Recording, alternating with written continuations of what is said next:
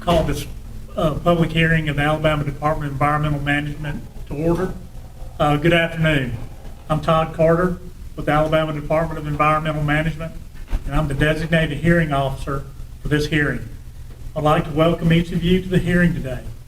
The subject of this hearing is proposed revisions to ADEM Administrative Code Division 335-17. Notice of the date, time, place, purpose of this hearing was published in the Birmingham News, Huntsville Times, the Mobile Press Register, and the Montgomery Advertiser on August the 21st, 2022. Copies of the certifications of these publications are submitted for the hearing record as Exhibit C1 through C4. On August the 19th, 2022, and August the 26th, 2022, the department also caused the same notice to be sent to 2,738 individuals and organizations requesting advance notice of rulemaking. A listing of the individuals and organizations notified will be entered into the hearing record as Exhibit C5. A copy of the proposed rules was filed with the Administrative Procedures Division of the Legislative Services Agency, and a copy was furnished to the Joint Committee on Administrative Regulation Review on August the 19th of 2022. A copy of the notice was also published in the Alabama Administrative Monthly, Volume 40, Issue 11, on August the 31st, 2022. These facts are attested to by Othni Latham, Director of the Legislative Services Agency, by affidavit, which is submitted for the hearing record as Exhibit C6. Copies of the proposed rules have been available for inspection by the public at ADEM field offices in Birmingham, Mobile, Decatur, and ADEM offices in Montgomery. The proposed regulation changes have also been available on the ADEM internet site at adem.alabama.gov. A copy of the proposed rules is submitted for the hearing record as Exhibit B1. A copy of the summary of reasons supporting the adoption of rules is submitted for the hearing record as Exhibit B2. The department has given public notice of these rulemaking proceedings. A hearing is being conducted to provide the public an opportunity to present data, views, questions, and arguments on the proposed rules. It is open to the public, and anyone wishing to present oral testimony or written testimony may do so. Persons who have not previously advised the hearing officer of their intent to give oral testimony should complete a registration card and present it to the representative at the registration table. All verbal and written comments received today and during the public notice period will become part of the hearing record. The information in the record will be used in evaluating the proposed rules. Lengthy statements containing considerable technical and other significant data should be submitted for the record in writing. Summaries of each of such statements may be presented orally. How all testimony and written statements should be as factual as possible and should address the subject of this hearing. This hearing is not intended as a question and answer session, and persons giving testimony will not be subject to questioning by the public. They may, however, be questioned by the hearing officer or any other representative of the Department of Environmental Management to clarify points and to develop a better understanding of the information being presented. We will now proceed to the principal purpose of today's hearing, the receipt of public comments. I would ask that each person making a statement step up to the podium, state your name, and any interest or organization that you may represent. This hearing is being recorded by a court reporter, and a transcript will be included in the public record. The order of appearances of persons giving oral testimony will be as follows. First, a representative of the Department of Environmental Management, then any public officials, then members of the public in the order they filed registration cards to give oral testimony. So I will now call on Cletus Stallworth, Chief of the Environmental Services Branch of the Land Division. Good afternoon. My name is Cletus Stallworth, and I am Chief of the Environmental Services Branch of the Land Division of the Alabama Department of Environmental Management. I'm going to provide a brief summary of the reasons supporting the proposed revisions to the ADM Administrative Code Division 17 regulations. Under the provisions of the Alabama Environmental Management Act, Chapter 22-22A, Code of Alabama, 1975 as amended, the Department of Environmental Management was given the authority to adopt rules, regulations, and standards in order to carry out the provision and intent of Chapter 22-22A. The Administrative Procedures Act, Section 41-22-4, requires each agency to adopt rules of practice setting forth the nature and requirements of all formal and informal procedures available. Revisions to the ADM Administrative Code Division 335-17 are being proposed to clarify and improve the organization of regulatory requirements for registration, permits, treatment measures, transportation, and storage of medical waste. In addition, there are revisions to enhance public participation, amend regulatory citation, and make grammatical clarifications. The purpose of today's hearing is to provide an opportunity to receive public comments regarding the revisions as noted. The department welcomes your input to this process and will consider all technical comments prior to making a final decision concerning the revision of these regulations. The department will also provide a response to each comment and to those requesting specific notice of our decision. Thank you. Okay. Now I'll call on public officials followed by members of the public in the order in which they filed registration cards to give oral testimony. I'd ask that each person making a statement step to the podium, state your name, and any interest or organization that you represent. And from the looks of the card, I don't think we have any public officials here today, but just to make sure, I wanted to ask, do we have any public officials present that wish to make a statement or comment, give comment? Okay. Now I'm going to request that everyone limit your comments to 5 minutes, since I've asked for lengthy statements to be submitted in writing. But if anyone feels that they would like to make additional comments over that time, I will appropriate more time after everyone in attendance has a chance to speak. Okay, so our first request to speak, Stallion Sasser.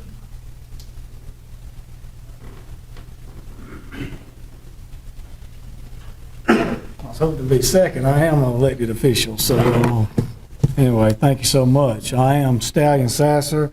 I am representing Region 8 Nursing Home Association here in Alabama. I am on the Perry County Healthcare Task Force. I've been actually on the Healthcare Authority of Crenshaw County for rural hospitals, and I'm County Commissioner in Crenshaw County. And I actually own South Alabama Waste Services, which is a transporter in the state of Alabama, and I only transport in the state of Alabama. So with all that, I'm going to go through a lot, so you may have to follow me. So appreciate y'all letting me be here today. Members of the committee, I appreciate the opportunity to address you this afternoon regarding the issue in its current form will potentially disrupt healthcare delivery system in Alabama and certainly impact all the rural providers. However, I do feel if we collectively bring together stakeholders, we can work together to achieve most of what I think was the original intent of this effort. As you are well aware, businesses in rural Alabama are struggling in their abilities to attract and retain staff, as well as meet the necessary financial thresholds to remain a vital entity. Healthcare is no different, and even minor unexpected changes could cripple or close some providers in rural communities. In brief, because I know I don't have much time, if you have any questions after this, you could feel free to ask me afterwards. I'm very passionate about what I do every day. I take care of the elderly, and on my medical waste side, I think we really take care of the medical waste side in the state of Alabama very well. I'll get to that further in my process. But This will impact healthcare, not just rural, but all over our state. The healthcare industry is total. I'm not talking just nursing homes. I'm going to go to dentist offices, veterinarian clinics, but especially in our rural communities. On the transport side, this will impact terribly. I pick up and transport medical waste on all 4 corners of the great state of Alabama, including rural hospitals, rural clinics, rural doctors, dentist offices, rural nursing homes, EJ. Alabama Department of Environmental Management, we're supposed to be helping the environment going green, right? If I have to go and, because we have 200 pounds more in a facility in Roanoke, Alabama, or Camden, Alabama, and I gotta go there once a week instead of once a month, I'm spending a lot of emissions at that point in time. A lot of gas, drivers, and you know, there's a shortage of drivers right now. You see it on TV all the time. And explain that on the nursing home doctor's office side. There's a container. It's got a bag in it, or it's a box. All right, say it's in a nursing home setting. There's a red container in that room. After that day, it could have been flu, could have been C. diff, could be COVID. Okay, isolation. That all the stuff, gloves, a lot of PPE, masks, everything out of that room goes in that bag. End of the day, they take it. Most of the time in a nursing facility, they take it out to a storage building. It is not refrigerated, hasn't been refrigerated. I've been in business since 1987. We've never had any refrigeration for as stored. And going to that, I don't understand when we can store 50 pounds and don't have to have it refrigerated, and you store 200 pounds more, you have to have it refrigerated. That is it's the same difference. This box is not going to grow legs and do anything. It's very contained. But anyway, then it goes in a box in our, it's a storage shed per se in a lot of facilities, and it goes in that box. So it's already lined with a bag, so you put another bag in the box. When that red bag, that's the outer layer, gets full, then they seal the box up, put it to the corner. Okay? Well, just say it's a regular week, they may not have but 2 people in isolation. But now in South Alabama, we're having the flu hit very hard. So me being a transporter, they call me and say, hey, we got a flu outbreak because we got 10 patients on isolation now. Well, they're going to do over 200 pounds in a week, and they go on a monthly pickup. They got the storage for it.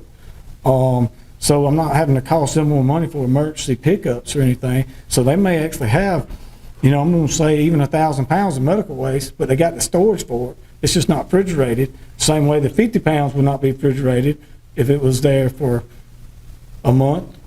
So I'll go on monthly pickups on some people.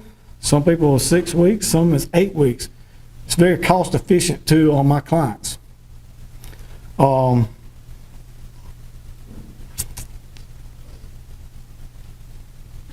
think we did really good, and I think that we need a big pat on the back on all transporters, big and small. We had a big pandemic called COVID. I don't know how many times y'all got called about medical waste providers, but it wasn't that many that I know of. I know that some were, but at times we were dealing with staffing issues and things like that and training people. But I think that the nursing homes and the healthcare industry, this great state, did a great job during COVID in containing our medical waste and get it treated in the proper way.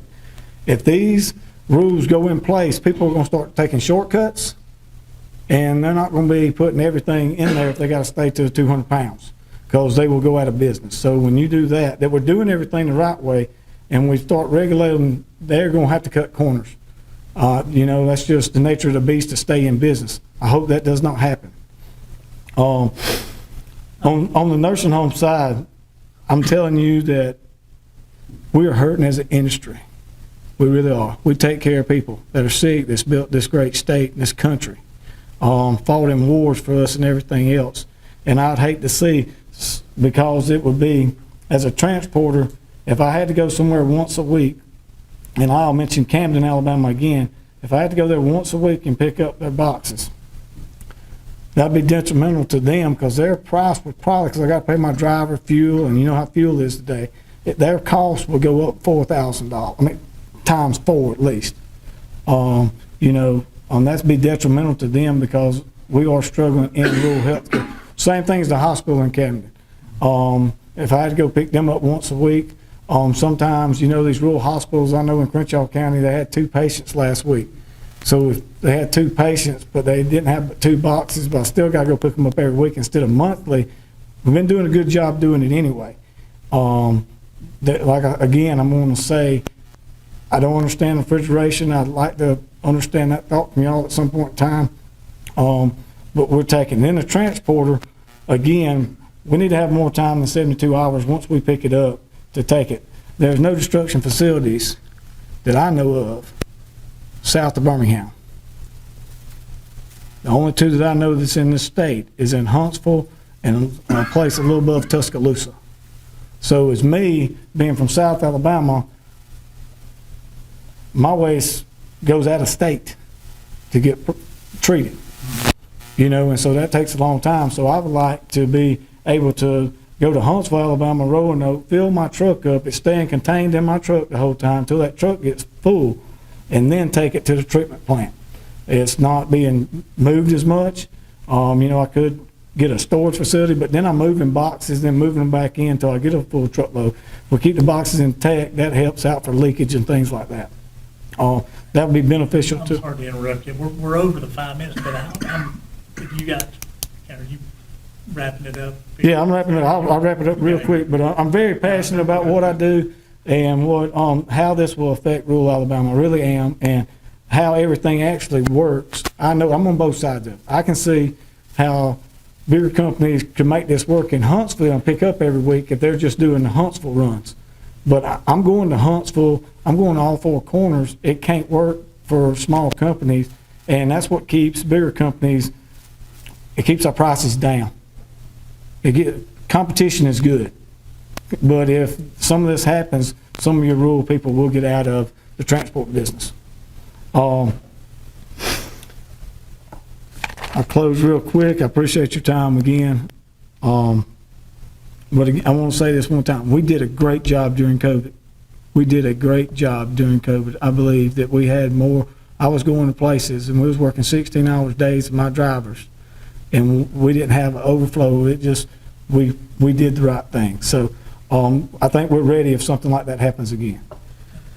I hope that you will see my concerns here as real, and we'll invite all stakeholders to get together and see what can be accomplished without potentially closing some rural providers and creating unnecessary financial burdens to the state or healthcare facilities.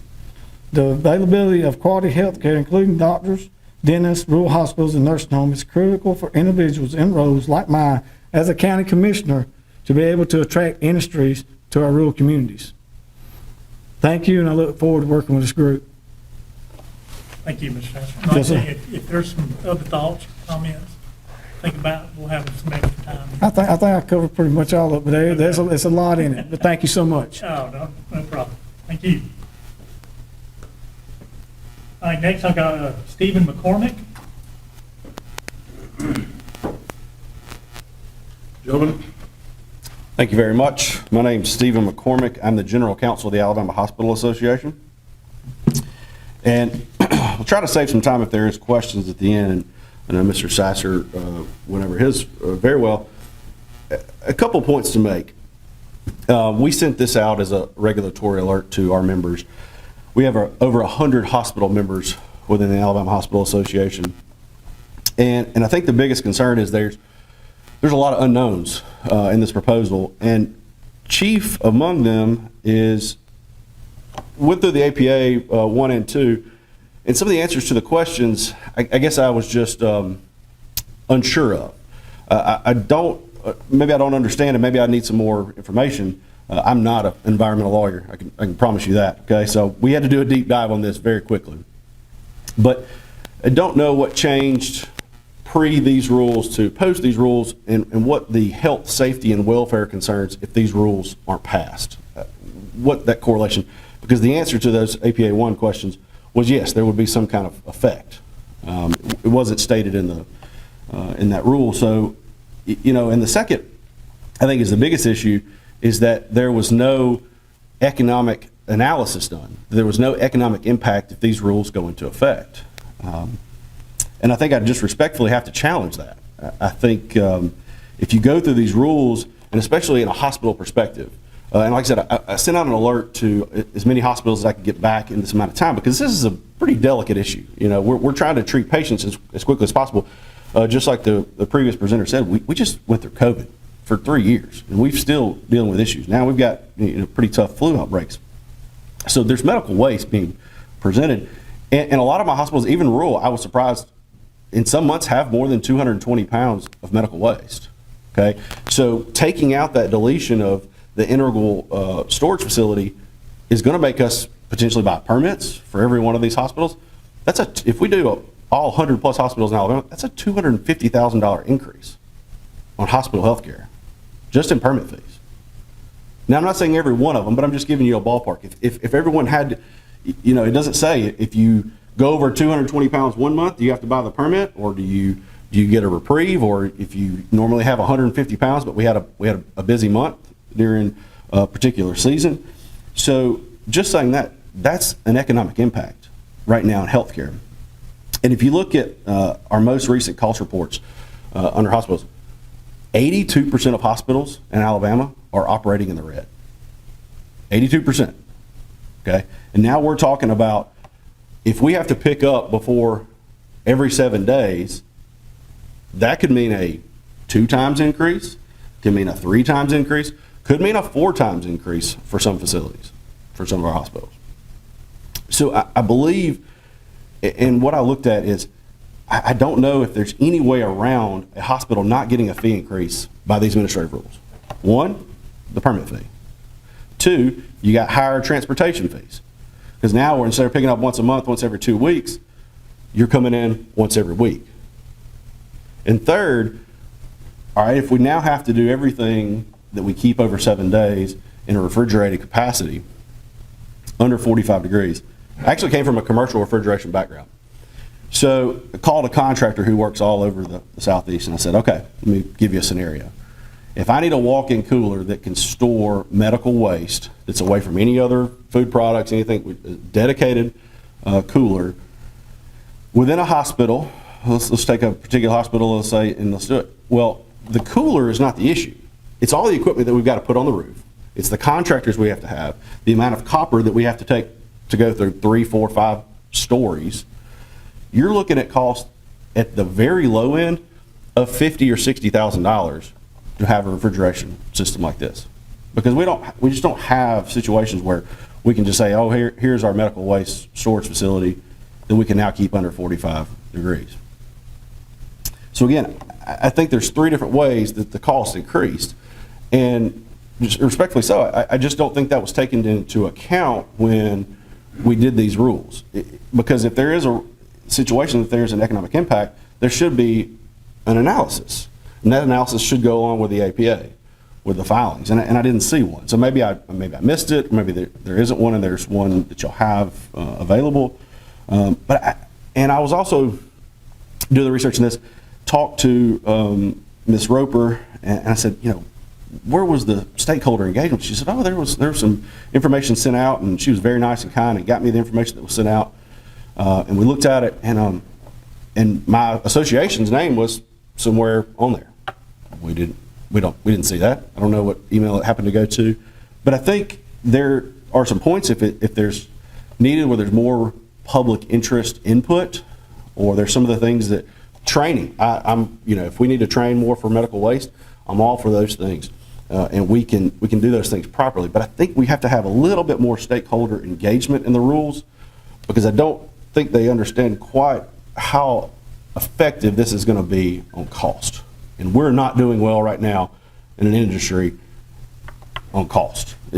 Everything is going up. Inflation's everywhere, but we're having a really hard time through this. And so to increase these costs on everybody, like I said, a few $1,000 on a permit fee may be the cheapest way out. But if it's $50,000, $60,000 for refrigeration, or 4 times the amount for our transporters to come in and pick up that medical waste, it's just going to be a very difficult issue. And I heard from several of my hospitals, and they had different, I might can comply with this. I don't know that I can comply with that. My costs are going to go up 2 or 3 times. So we tried to get as much information as possible. But I think if you look at this, and we're having to do a lot of changes, it's going to impede patient care.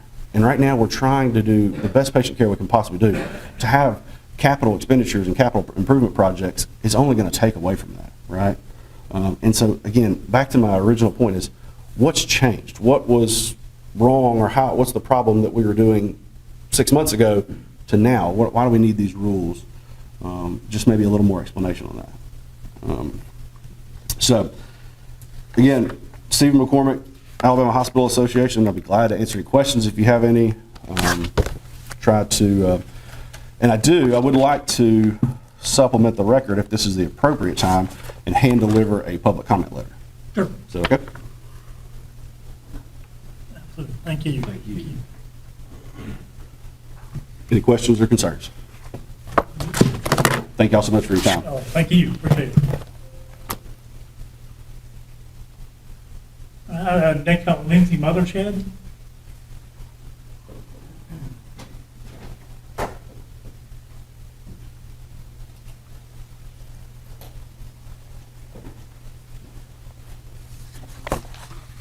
Good afternoon. My name is Lindsay Mothershed, and I'm president of Square E Company, an environmental consulting company. I appreciate this opportunity to comment on the proposed changes to the medical waste regulations. I have my comments and additional comments on Excel spreadsheet I'm going to leave with you. To me, some of my comments, I think we need to know a little bit of the history of medical waste. I want to just briefly run through that, and it'll help make my points that I'm going to make. How and when did Alabama get into regulating medical waste? In the late 1980s, scenes on TV showed large quantities of medical waste washing up on the beaches around New York. Shortly thereafter, EPA was mandated by Congress to develop regulations relating to the management of medical waste. A 2-year tracking program in 4 New England states and Puerto Rico went into effect. Soon thereafter, Alabama's Attorney General formed a task force to study the management of medical waste and develop an action plan. It was decided that ADEM should develop regulations. In 1990, when the medical waste regulations was being drafted, the Department of Public Health deemed the authority to regulate medical waste was a hazardous waste law. They referred to the definition of hazardous waste, which included a phrase, has an infectious characteristic. However, ADEM decided to regulate medical waste as a solid waste instead of a hazardous waste. After adoption of these regulations, all healthcare providers had to register as a generator and properly manage their waste. Large generators and commercial companies transporting, storing, or treating more than 220 pounds of medical waste by non-incineration methods had to apply for permits. Applicants for a commercial treatment facility were required to obtain host government approval without the requirement being listed in the regulations. Host government approval was actually adopted in 1989 before these regulations were adopted. The main purpose of this law was to inform the public that municipal waste from out-of-state corporations may be landfilled in their neighborhood. When the 2-year tracking program ended in 1991, EPA concluded that the disease-causing potential of medical waste is greatest at the point of generation and naturally tapers off after this point. Thus, risk to the general public of disease caused by exposure to medical waste is much lower than risk for healthcare workers. EPA never adopted regulations addressing medical waste and left this to the states. Also in 1991, OSHA adopted a bloodborne pathogen standard to protect employees that may be exposed to potentially infectious waste. A few years later, USDOT adopted regulations for the transportation of regulated medical waste. In 2008, an act was adopted that defined medical waste as a solid waste. Should this be the point in history when medical waste should have been regulated as a solid waste? In 2012, ADEM revised the regulations, which are still in effect today. Generators are still required to provide training to their employees, even though OSHA has regulations addressing worker safety. They are also required to label waste containers for off-site shipment, which don't completely match US DOT regulations. Therefore, generators are required to label the containers to meet both ADEM and US DOT requirements. In these proposed regulations, ADEM is continuing the requirement to refrigerate the waste, but now has proposed refrigeration to be extended to all generators, even small offices, if the waste is stored longer than 7 days. Small offices will need to schedule pickups every 7 days or construct a secured storage area with refrigeration. A lot of these generators will not generate a full container of medical waste in a month. And the previous speaker just spoke on all of that and how it greatly increases the cost. A review of the medical waste regulations for the 4 contiguous states and the federal agencies listed above reveals no refrigeration requirements. Where is the science that justifies these extreme and costly measures? The contiguous states only require commercial transporters and treatment facilities to either register or apply for a permit at a fraction of the requirements that ADEM requires.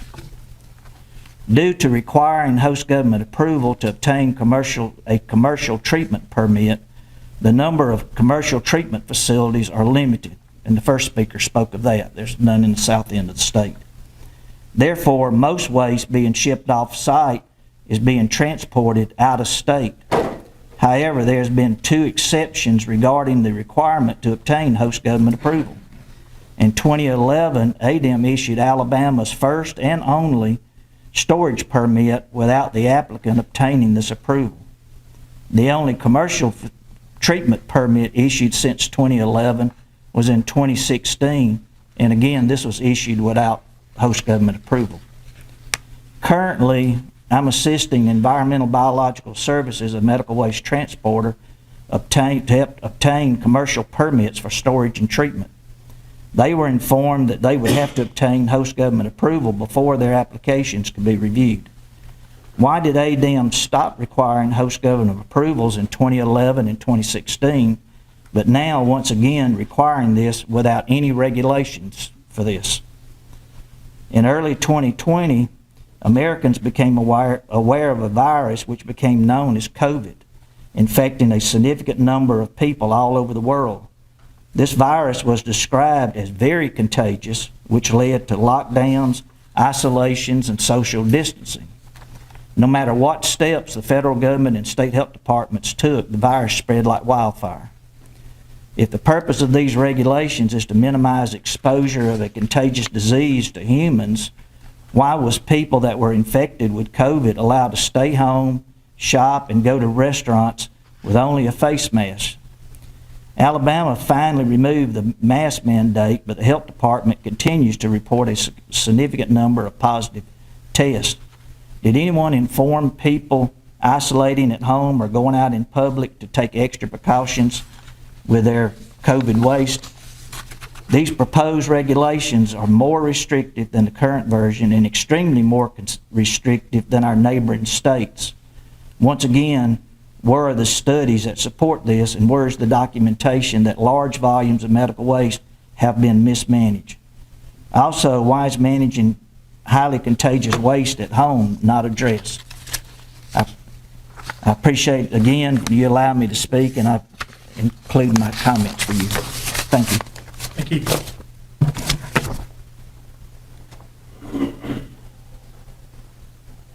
Thank you, sir.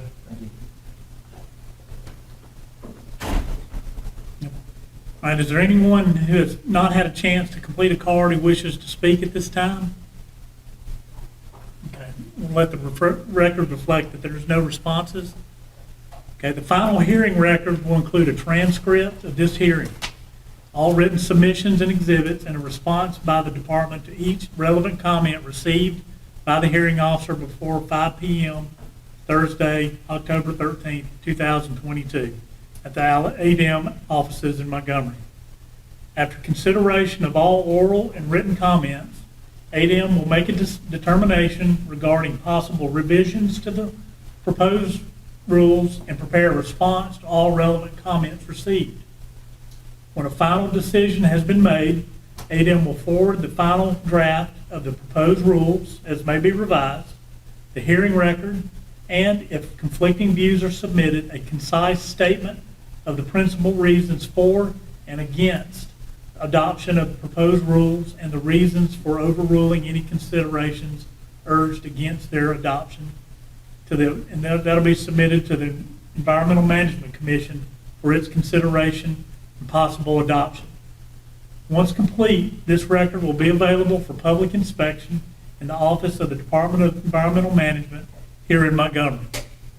Thank you for your attendance and participation today. This hearing is adjourned.